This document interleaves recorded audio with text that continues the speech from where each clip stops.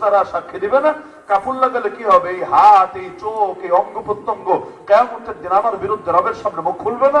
সবই যদি ঠিক থাকে, এই কাপড় দেখিয়ে কারে ধোকা দিচ্ছি, কারে? উপরন্ত কাপড় টানানো মানেই হলো ভেতরে 2 নম্বরই চলছে।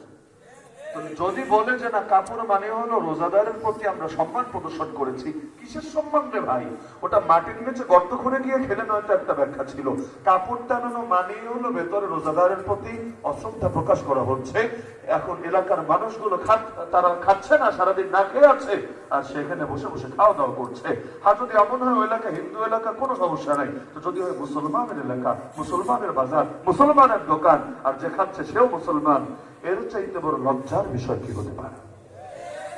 আল্লাহকে খুশি করতে চাইলে মোটেও জটিল কোনো ব্যাপার না, বরং আল্লাহর হক আল্লাহ আমাদেরকে এত সহজ করে দিয়েছেন, এত সহজ। আর ইসলাম যে কি সহজ মাঝে মাঝে মাথায় ধরতে চায় না। একটা বার চিন্তা করেন, আপনি যদি এশার নামাজটা জামাতের সাথে পড়েন আর ফজরের নামাজটা জামাতের সাথে পড়েন, বাকি পুরা টাইম যদি নাক ডাইকাও ঘুমায়, আল্লাহ আপনার আমল নামায় লিখে দিবেন পুরা রাত জেগে জেগে ইবাদত করেছেন। অথচ আসলে করেন নাই আপনি। আপনি শুধু এশাটা জামাতে পড়েছেন, ফজর জামাতে পড়েছেন, 1 মিনিটও ইবাদত করেন নাই।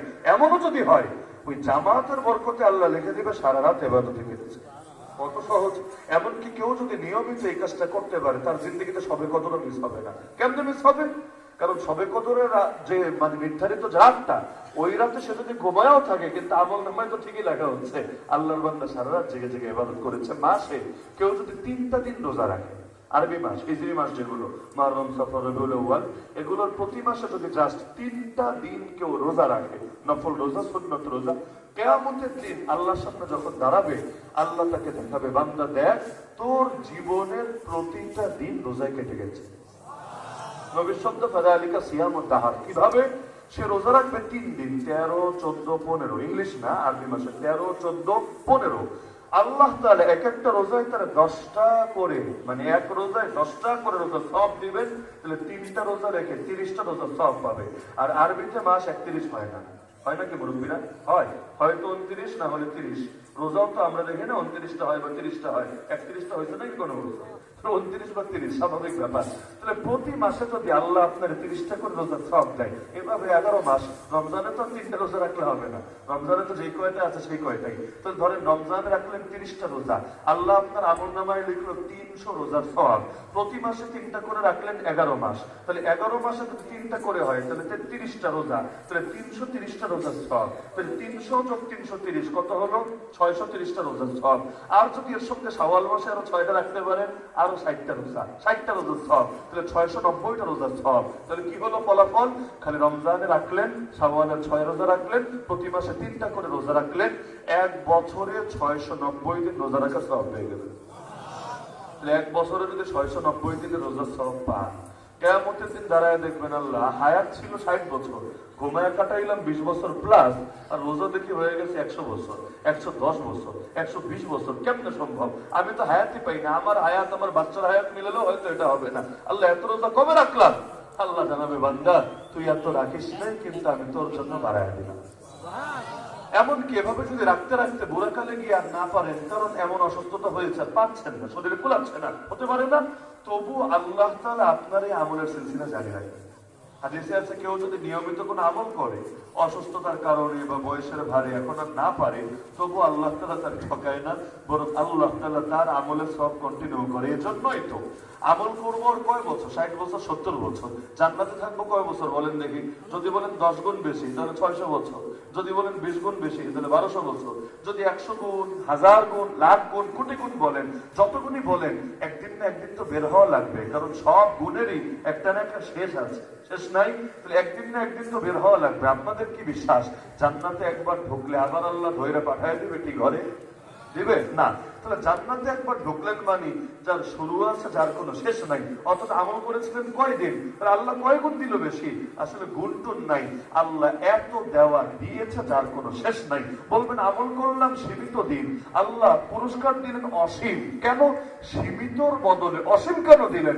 অসীম আল্লাহ এজন্য দিয়েছেন, আল্লাহ তো দিল দেখেন, দিল দেখেন। আল্লাহ দেখেছেন আপনার দিলে এটাই আছে। 60 বছর হায়াত পেয়েছেন, তাই 60 বছর ইবাদত করেছেন। 100 বছর হায়াত পেলে 100 বছরই ইবাদত করতেন। 500 বছর পেলে তবুও নিয়ত এটাই ছিল, আল্লাহ তোমার ইবাদত ছাড়াছাড়ি নাই। 500 বছর হায়াত পেলে 500 বছরই করবো।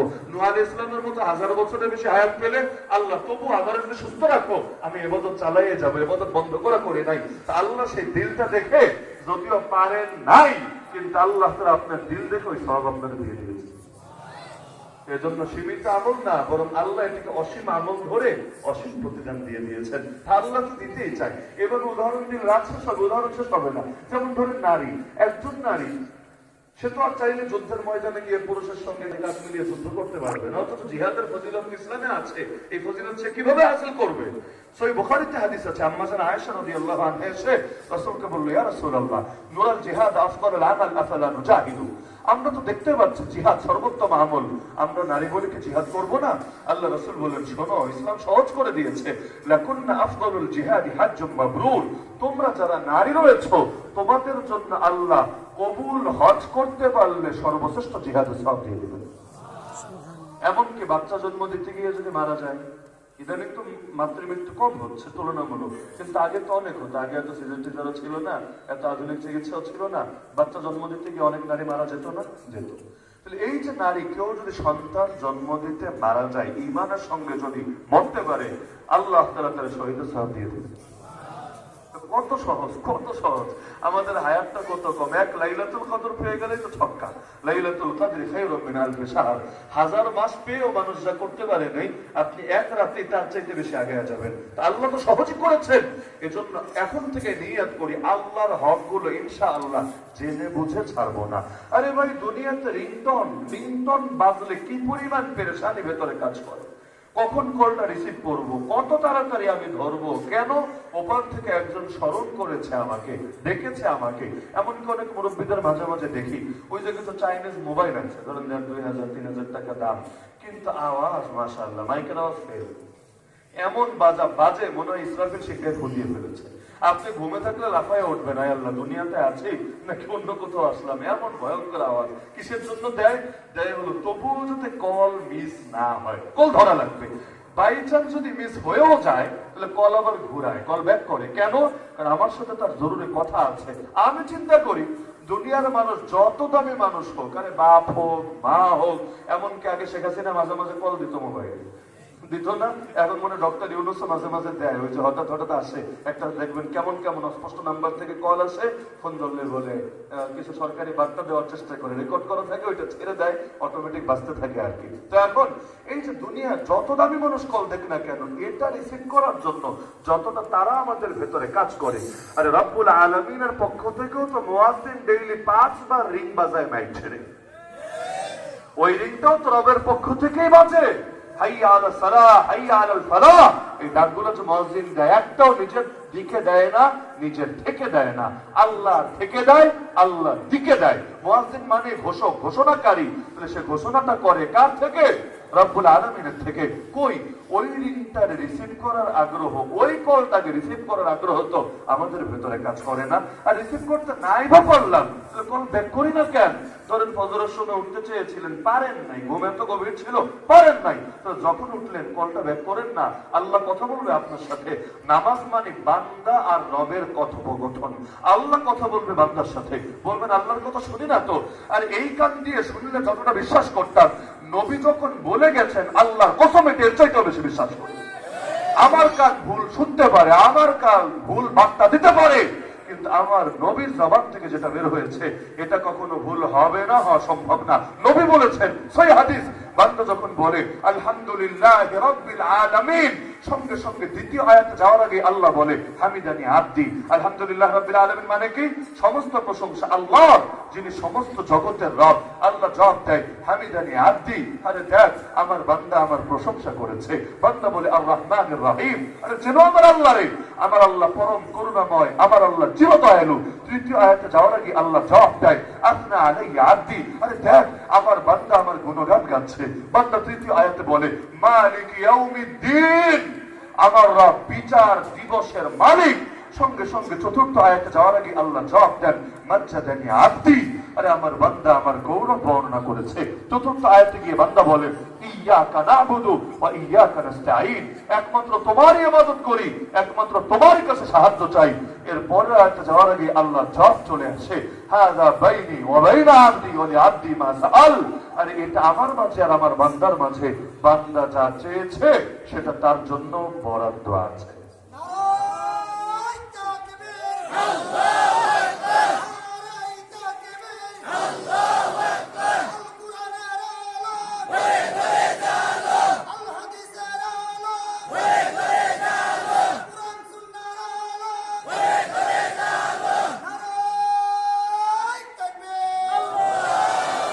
এমনকি এই যে প্রতিদিন নামাজের মধ্যে রব্বুল আলামিনের সাথে যে কথাবার্তাগুলো বলি, এটাই যে আসল সফলতা, এই কথা তো মুয়াজ্জিন আমাদেরকে ডেইলি 5 বছর করায় দেয়। হাইয়া আলাল ফালাহ, এই ফালাহ মানে কি? ফালাহ মানে নামাজ না, রোজা না, জিকির না, তেলাওয়াত না। ফালাহ শব্দের অর্থ হলো সাকসেস, সফলতা, কামিয়াবি। আরে বান্দা কোথায় কামিয়াবি খুঁজছিস তুই? তোর দোকানে কামিয়াবি নাই, তোর চাকরিতে কামিয়াবি নাই, তোর ব্যবসায় কামিয়াবি নাই, তোর রাজনীতিতে কামিয়াবি নাই, তোর খেত খামারিতে কামিয়াবি নাই, তোর হারাম রিলেশনে কামিয়াবি নাই, কোথাও কামিয়াবি নাই। আরে কামিয়াবি রবের কাছে, ছুটে আয় না রবের কাছে, রবের উদ্দেশ্যে সেজদায় লুটিয়ে পড়। এরপর দেখ বান্দা কামিয়াবি কাকে বলে। মসজিদে ঢোকার সময় বান্দা এটা বলেই ঢোকে, আল্লাহুম্মা ইফতাহ লি আবওয়াবা রাহমাতিক, হে আল্লাহ আমার জন্য আপনার রহমতের সব কয়টা দরজা খুলে দেন। কিন্তু বের হওয়ার সময় রহমতের কথা বলে বের হয় না, কি বলে বের হয়? আল্লাহুম্মা ইন্নী আসআলুকা মিন ফাদলিক, হে আল্লাহ আমি আপনার কাছে আপনার অনুগ্রহ অর্থাৎ রিজিক, এখানে অনুগ্রহ মানে হলো রিজিক, হে আল্লাহ আমি আপনার কাছে আপনার রিজিক চাচ্ছি। ঢোকার সময় রহমত চেয়ে ঢুকলো, রহমতের দরজার ভেতরে ঢুকলো, বের হওয়ার সময় রিজিক চেয়ে বের হলো। কিছু বোঝা যায়? কিছু বোঝা যায়? মানে হলো রহমতের দরিয়ায় ডুব দিয়ে রব্বুল আলামিনের পক্ষ থেকে রিজিকের ফয়সালা করিয়ে তবেই বান্দা বের হয়েছে মসজিদ থেকে। রিজিকের ফয়সালা কি দোকানের ক্যাশে হয় না আল্লাহর উদ্দেশ্যে সেজদায় হয়? এজন্যই তো আল্লাহ নিজে কোরআনে বলেছেন, ওয়া'মুর আহলাকা বিস-সালাত ওয়াসতাবির আলাইহা। নবী ফ্যামিলিকেও নামাজের আদেশ দেন, নিজেও নামাজের উপর জমে থাকেন, অটল থাকেন, অবিচল থাকেন। তাহলে কি হবে জানেন? লা নাসআলুকা রিজকা, আমি আল্লাহ রিজিক চাইবো না আপনার কাছে, নাহনু নারযুকুক, আমি রিজিক দিব আপনাকে। প্রথমে আদেশ দিলেন দুইটা, এক নম্বরে নিজেও নামাজ পড়বেন, ফ্যামিলিকেও পড়াবেন। এরপর আল্লাহ বললেন রিজিক দিব আপনাকে। মানে কি? আগের কথা আর পরের কথা সম্পর্ক কি? সম্পর্ক এখানে আপনি নামাজে মনোযোগী থাকেন, আপনার রিজিকের ব্যবস্থা আমি করে দেব। ইস্তাঈনু বিস-সাবরি ওয়াস-সালাহ, বান্দা নামাজের দ্বারা আর সবরের দ্বারা সাহায্য চাইবা। ইন্নাল্লাহা মা'আস সাবিরিন, যারা সবর করে তাদের সাথে আল্লাহ আছে। এজন্য নিয়ত করে ফেলেন ইনশাআল্লাহ আল্লাহর হক অতীতে যা যা নষ্ট করেছি আগামী থেকে আর একটাও করবো না ইনশাআল্লাহ। আল্লাহর সবগুলো হক আদায় করব। আল্লাহর সঙ্গে সম্পর্ক ঠিক থাকলে দুনিয়া ঠিক থাকবে, আর আল্লাহর সঙ্গে সম্পর্ক ঠিক না থাকলে দুনিয়ার কিচ্ছু ঠিক থাকবে না। আগে আল্লাহ তারপর দুনিয়া। নামাজকে বলবো না কাজ আছে, কাজকে বলবো নামাজ আছে, মনে থাকবে না ইনশাআল্লাহ। তাহলে এখন আল্লাহর হক, আর দ্বিতীয় বান্দার হক। বান্দার হক মানে কি? আল্লাহ নবী যে বিদায় হজের ভাষণে বলেছেন, তোমাদের উপরে তোমাদের অন্যজনের জানও হারাম, মালও হারাম, ইজ্জতও হারাম। মানে কারো জানেরও ক্ষতি করা যাবে না, কারো মালেরও ক্ষতি করা যাবে না, কারো ইজ্জতেরও ক্ষতি করা যাবে না। জানের ক্ষতি আমরা কমই করি, জানের ক্ষতি টুকটাক হয়, এটা যেই ব্যানারেই হোক, যে শিরোনামেই হোক। যেমন বিগত দিনে অনেকের জানের ক্ষতি হয়েছে, কত মানুষকে ক্রস ফায়ার দেওয়া হয়েছে, বিচার বহির্ভূত হত্যা করা হয়েছে, গুম হয়েছে, খুন হয়েছে, আয়না করে থাকতে থাকতে মরেছে, কত কিছু হয়েছে, এখনো হচ্ছে। এই আন্দোলন হলো ঢাকায় মনে করেন গতকাল, তেতুমির কলেজের ছাত্ররা করলো। যে বিষয় নিয়ে করুক, হয়তো দাবিটা 100% যৌক্তিকই বটে, সেটা অন্য আলাপ। কিন্তু দেখা গেল তারা একটা ট্রেনের মধ্যে ঢিল ছুড়লো ট্রেনটা থামানোর জন্য। কেন? কারণ আন্দোলন করছে, রাস্তায় গাড়ি চলবে না, আর রেল লাইন দিয়ে কোনো ট্রেনও চলবে না। ঢিল ছুড়লো, সেই ঢিল গিয়ে লাগলো ছোট একটা বাচ্চার গায়ে, গা রক্তাক্ত হয়ে গেল। শুধু এক বাচ্চার গায়ে লাগলো না, আরো নারী পুরুষের গায়ে লাগলো। এই যে তার গা থেকে রক্ত ঝরলো, আপনার কি ধারণা?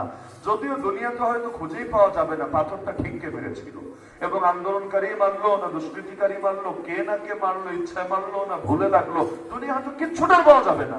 কিন্তু যিনি জানেন, তিনি জানেন না কে জানেন না, কিয়ামতের দিন এই রক্তের কারণে রব্বুল আলামিন ওই যে মেরেছিল তার থেকে এটা উসুল করবেন নাকি করবেন না? আরে যেদিন একটা গরুরা পর্যন্ত আল্লাহ ধরবে, যে দুনিয়াতে অসিং ছিল না আর আরেকটা শিং ছিল, ওই শিংওয়ালা গরু আর গুতো মেরেছিল, কিন্তু আর শিং ছিল না বলে জবাব দিতে পারে নাই। আল্লাহ এই দুটোকে এনে হাজির করবেন যে গরু তোর শিং ছিল না বলে তুই দুনিয়ার মধ্যে তার বিচার করতে পারিস নাই, নে এবার তোর শিং দিয়ে দিলাম, এবার তুই গুতা। যখন সে গুতাবে এবং তার থেকে বিচার আদায় করবে, এরপর আল্লাহ বলবেন এবার তোরা সবাই মাটি হয়ে যা, তোদের জন্য জান্নাত না, তোদের জন্য জাহান্নামও না, কোন তোরা তোরা মাটি হয়ে যা। তাই গরুর ক্ষেত্রে যদি আল্লাহ এভাবে ইনসাফ করেন, আমার ক্ষেত্রে আপনার ক্ষেত্রে কি করবেন একবার চিন্তা করেন। দুনিয়ায় তো ঠকাতে কম ঠকাই না, জানের লাইনে, মালের লাইনে, ইজ্জতের লাইনে। এখানে যারা আছেন কয়জন স্ত্রীর মোহর আদায় করেছেন বলেন? হ্যাঁ, হয়তো বলবেন হুজুর এই 20 বছর 40 বছর খাওয়াইলাম, এতে হলো না। আরে খাওয়ানো তো আলাদা রে ভাই। যদি খাওয়াতে না পারেন বিয়ে করছেন কেন? খাওয়াতে হবে, এটা শরীয়তের হক। বিয়ের দ্বারা এই হক নিজের উপর অবধারিত করে নিয়েছেন। কাপড় দিতে হবে শরীয়তের হক, না হলে বিয়ে করতে কে বলেছে আপনাকে? কিন্তু এটা আলাদা আর মোহরানা আলাদা। মোহরানা তো আপনি বাসর করে পরের দিন যদি তারা ছেড়ে দেন, তাহলে আলাদা খাওয়ান পর্যন্ত দিচ্ছেন না। ইদ্যতে যে কয়দিন আছে ওই কয়দিন দিবেন, এরপর তো আর দিবেন না। কিন্তু তাই বলে মোহরানা তো আর মাফ হবে না, মোহরানা তো দিতেই হবে। তাহলে এই যে দুনিয়াতে যেই নারীদেরকে মোহরানা দেওয়া হয় নাই, সেকেন্ড অপশন হলো আপনি মরার পর যত স্থাবর অস্থাবর সম্পত্তি রেখে যাবেন, মিরাজ যেটা বলি আমরা, ওই মিরাজ থেকে যদি আপনার সন্তান এলেম থাকে, জ্ঞান যদি থাকে, যদিও জ্ঞান তো শিক্ষা দেন না বাচ্চাদেরকে, মাসালেই কেমনে জানবে?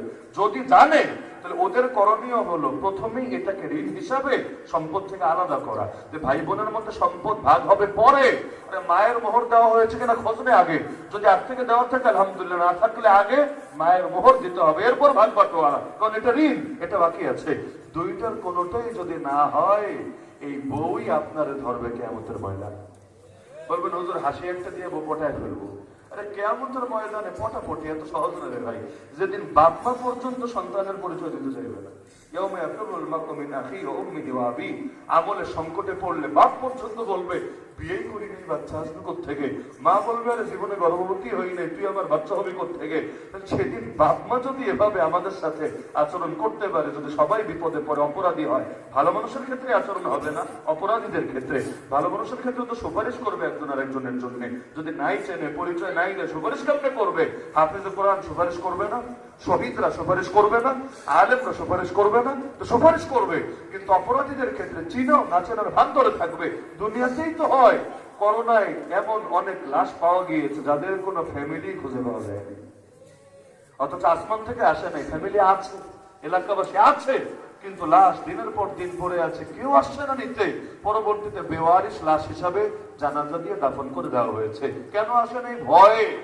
যদি পরিচয় দিয়ে এটা আমার ছেলে অথবা আমার এলাকার সন্তান, আর ও তো মরার মরেছে, কিন্তু লাশ আনতে গিয়ে আমাদের আবার করোনা ধরে কিনা, যদি করোনা না ধরে আমাদের আবার লকডাউন দিয়ে রাখে কিনা, আমাদেরকে 14 দিন গৃহবন্দী করে রাখে কিনা, পরে খাবো কি, কামাই করবো কি, কত কত চিন্তা।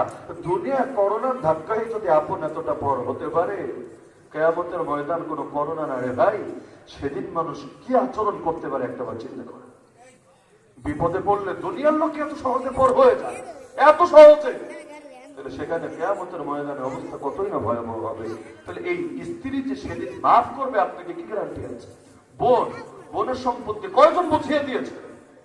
যদি 1 বিঘত পরিমাণ জায়গা বাকি রাখেন যেটা তার প্রাপ্য ছিল, দেন নাই, বিভিন্ন ইমোশনাল ব্ল্যাকমেইল করে আজকাল। তুই ভাই নিবি না জমি নিবি? জমি নিলে জমি নিয়ে ঝাঁকা, আর কোনোদিন মুখ দেখাবি না। বিপদ আপদে কিন্তু ভাই লাগবে। আরে জামাই তো অস্থায়ী, আজ আছে কাল নাও থাকতে পারে, ছাড়াছাড়ি হতে পারে। তাহলে বিপদে তো আমাদের কাছে আসা লাগবে, জমি নিলে নিয়ে জাগা, আর আমাদের সামনে মুখ টুক দেখাবে না, বিপদে আমাদের কাছে সাহায্য চাইবে না। আর ভাই লাগলে তাহলে ভাইরই প্রায়োরিটি দিয়ে, তোর জমি কি আমি গুলে খাবো নাকি পানি দিয়ে? আরে জমির জায়গায় থাক, এগুলো তো তোদের কল্যাণেই ব্যয় হবে। কত ভাবে সুন্দর সুন্দর ওয়াজ করে বক্তারা, আর কি ওয়াজ করে, এর চাইতে সুন্দর সুন্দর ওয়াজ করে বোনের সম্পদ মাইরা খায়, অধিকার করে রাখে। আর এই বোন যদি কিয়ামতের দিন বিচার দিয়ে বসে, কিসের হাইকোর্ট আর সুপ্রিম কোর্ট, আল্লাহর আদালতে বিচার দিলে আপনার জান্নাতে যাওয়ার দরজা এমনি বন্ধ হয়ে যাবে। মুখের মাফের কোনো বিষয় না, মূল বিষয় হলো দিল থেকে মাফ করেছে কিনা। অনেকে আছে মুখ থেকে মাফি আদায় করে নেয়, মানুষ ঠেকায় পড়ে, চক্ষু লজ্জার কারণে অনেক সময় মাফ করে দেয়, দিল থেকে হক ছাড়ে না। মনে করেন মোটরসাইকেল একটা চালাচ্ছেন, আপনাদের ব্রাহ্মণবাড়িয়া ধরেন অনেক মোটরসাইকেল আছে টানা বাইক মানে বর্ডার ক্রস হয়ে এসেছে, নাম্বার টাম্বার নাই কিছু, অল্প টাকায় পাওয়া যায়। তো এখন মনে করেন টান দিয়ে আসলেন শহরে, পুলিশ একটা আপনারে আটকিয়েছে। এখন আপনি টের পাচ্ছেন যে যেমনি ধরছে এটা তো পুরা মোটরসাইকেল তো নিবে আবার মামলাও একটা লাগতে পারে। ঠিক আছে, পকেটে যা আছে অথবা বিকাশ নগদ তো আছেই, একটা মিটমাট করে নেই, হয় আর কি। অনেক সময় ইদানিং হয় কিনা জানি না, আগে হতো। তাহলে দেখা গেল আপনি 500, 1000, 2000, 5000 দিয়ে একটা মিটমাট করলেন, স্যার আপনিও খুশি আমিও খুশি, আপনিও থাকেন আপনার মতো আমিও থাকি আমার মতো, চলে গেলেন। তাহলে অনেক সময় এমন দেখেছি এবং শুনেছি যে যখন পয়সাটা দেওয়া হয় তখন বলে নাই কি মনে আবার দাবি টাবি নাই তো, ক্লিয়ার হয় মানে নেওয়ার আগে মনে আবার দাবি টাবি নাই তো। এখন যদি বলে দাবি আছে তাহলে মামলা ফ্রি, মামলা তো ফ্রি, আবার জিনিসও যাবে, সব দিকেই লস। বলে না স্যার আপনার জন্য আবার দাবি থাকতে পারে, আপনার জন্য তো বললে কলিজাটা বের করে দিয়ে দিতে পারি। এখন যতটুকু ছিল চা খাওয়ার জন্য দিলাম, চা খাইতে লাগে 5 টাকা দিছে কিন্তু 5000 টাকা, তারপর চা খাইতে দিলাম, কোনো দাবি নাই, রাইখে দেয়। কিন্তু মনের মধ্যে আছে বেটা দাবি নাই, আবার চান্স পাইলে দাবি কেমনে আদায় করতে হয় এটা জানা আছে আমাদের। এই যে মন থেকে মাফ করলো না, শুধুমাত্র মুখ থেকে মাফ করলো, কিয়ামতের দিন এই সম্পদের জন্য আরে জাহান্নামে যেতে হবে। সে ভেবেছে এটা হাদিয়া, আসলে এটা হাদিয়া না, এটা ঘুষ ছিল, এবং এটা দিয়ে যা কিনে খেয়েছে এগুলোই কিয়ামতের দিন তার জন্য জ্বলন্ত আগুনে পরিণত হবে। তাহলে মুখের মাপ বিবেচ্য না দিলের মাপ বিবেচ্য? আমরা ছাত্র জামানায় দেখতাম আলহামদুলিল্লাহ এমন কিছু উস্তাদদের সাক্ষাৎ হওয়ার তৌফিক আল্লাহ দিয়েছেন। আমরা যখন সবাই মিলে টাকা পয়সা উঠিয়ে ধরেন বিভিন্ন সময় বিভিন্ন অনুষ্ঠান করতাম, ছাত্ররা করে না বিভিন্ন আয়োজন, তো ধরেন বৃহস্পতিবার দিন আমরা একটু ঝালমুড়ি খাইতাম, এটা আমাদের ছাত্র জামানের একটা আলাদা মজার জিনিস। বৃহস্পতিবার রাতে এখনো ছেলেরা হয়তো খায়, একটা মুড়ি ভর্তা আলাদা একটা মজা, পুরো সপ্তাহের ক্লান্তি দূর হয়ে যেত একদিন একসাথে বসে মুড়ি ভর্তা খেলে। চিন্তা করতাম আমরা খাচ্ছি, মাদ্রাসায় যেহেতু উস্তাদ আছে তাদেরকেও গিয়ে দিয়ে আসি, অথবা আরো বিভিন্ন উপলক্ষে কোনো আয়োজন হলে তাদের জন্য আমরা কিছু একটা করি। তো দেখতাম আলহামদুলিল্লাহ যে যখন নিয়ে যেতাম আগে জিজ্ঞাসা করতেন এটা কি ব্যক্তিগত নাকি এটা ইজতেমাই, মানে সবাই মিলে না ব্যক্তিগত। যদি বলা হতো যে হুজুর ব্যক্তিগত উদ্যোগে করেছি, অনেক সময় ব্যক্তিগত উদ্যোগে হতো, আজকে তুমি করবা, আমরা 5 জন মিলে আজকে তুমি করবা, কালকে ওই ভাই, কালকে ওই ভাই, এক এক সময় এক একজনের। ব্যক্তিগত হলে তারা অনেক সময় এটা নিত, কিন্তু যদি বলা হতো না সবাই মিলে একসাথে করেছি, খেতে চাইতো না, নিতে চাইতো না, এটা নিয়ে যাও। কেন?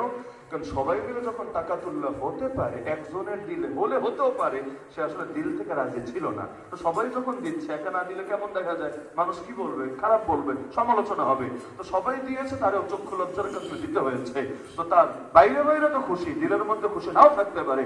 যদি না থাকে, নবী বলেছেন লা ইয়াহিল্লু মালু ইমরিইন মুসলিমিন ইল্লা বিতিবি নাফসিহি, মুসলমানের দিলের খুশি না থাকলে সম্পদ হালাল হয় না। তাহলে এটা হালাল হবে কিভাবে? যাও নিয়ে যাও, এটা আমি খাবো না।